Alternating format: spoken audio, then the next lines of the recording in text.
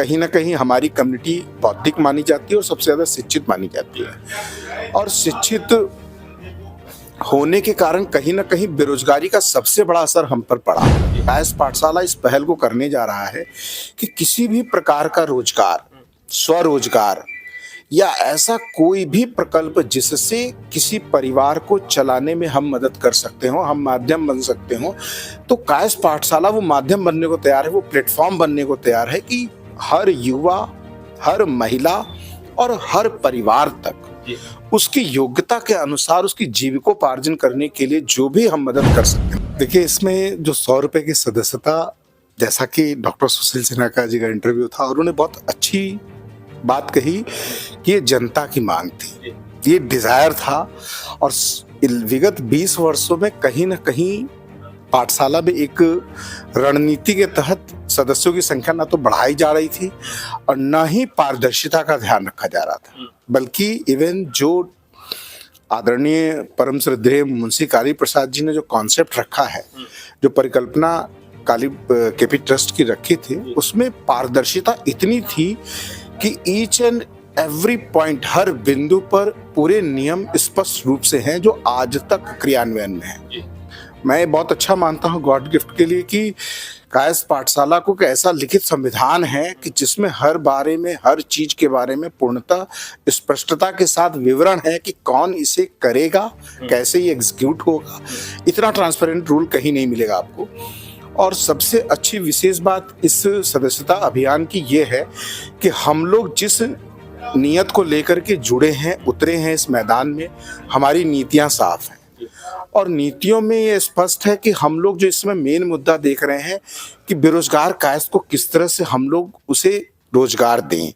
क्योंकि कहीं ना कहीं हमारी कम्युनिटी बौद्धिक मानी जाती है और सबसे ज्यादा शिक्षित मानी जाती है। और शिक्षित होने के कारण कहीं ना कहीं बेरोजगारी का सबसे बड़ा असर हम पर पड़ा। और एक कह सकते हैं कि हम लोग के जो बेरोजगार युवा हैं वो अनएम्प्लॉयड केवल इस कारण से हुए कि उनके एजुकेशन के लेवल के बराबर में हमें यहाँ पर रोजगार नहीं मिला। अब इसमें हम लोगों ने परिवर्तन लाने का प्रयास किया है कि कायस्थ पाठशाला इस पहल को करने जा रहा है कि किसी भी प्रकार का रोजगार, स्वरोजगार या ऐसा कोई भी प्रकल्प जिससे किसी परिवार को चलाने में हम मदद कर सकते हो, हम माध्यम बन सकते हो, तो कायस्थ पाठशाला वो माध्यम बनने को तैयार है, वो प्लेटफॉर्म बनने को तैयार है कि हर युवा, हर महिला और हर परिवार तक उसकी योग्यता के अनुसार उसकी जीविकोपार्जन करने के लिए जो भी हम मदद कर सकते हैं।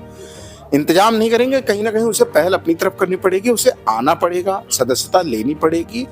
और इस विषय पर काम करना पड़ेगा।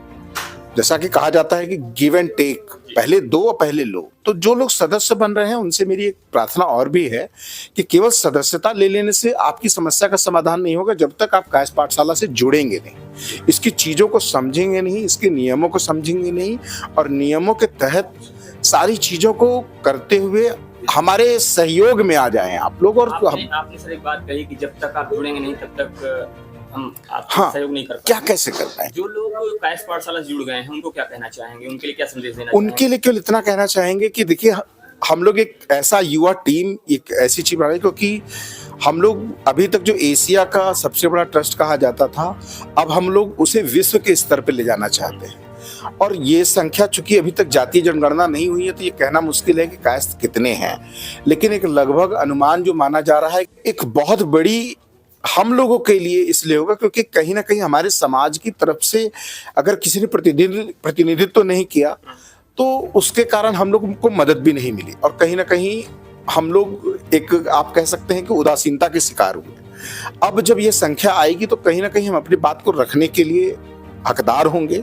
और अपनी बात को एक प्लेटफॉर्म की तरह रख सकते हैं कि साहब हमारी कम्युनिटी के लिए भी करिए। भाई, शिक्षा कलम लेकर के हम लोग, नो डाउट है कि हमारा अस्त्र कलम है और हम लोग आज तक कलम पकड़े हुए हैं।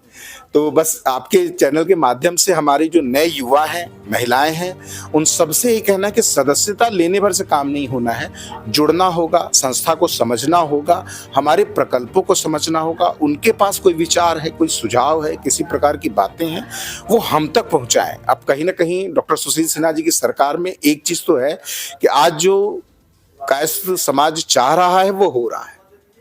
तो आप लोग भी बहुत धन्यवाद के पात्र हैं कि आज आप लोगों ने कहीं ना कहीं सदस्यता अभियान को एक मेले का आयोजन दिया। और बहुत बहुत धन्यवाद इस पूरे समूह को, और जिन्होंने इस पूरी प्रबंध को कर करके 15,600 लोगों को मात्र 2 दिनों में हम लोगों ने सदस्य बना पाए हैं। और हम लोग का प्रयास ये है कि जिस नीति और नियत से हम लोग आए हैं, उसी नीति नियत पर हम लोग बने रहेंगे। बस यही हम लोग का प्रयास है। मैं नीरज सिन्हा, अधिवक्ता उच्च न्यायालय और केपी नर्सरी स्कूल के प्रबंध समिति का सदस्य हूँ।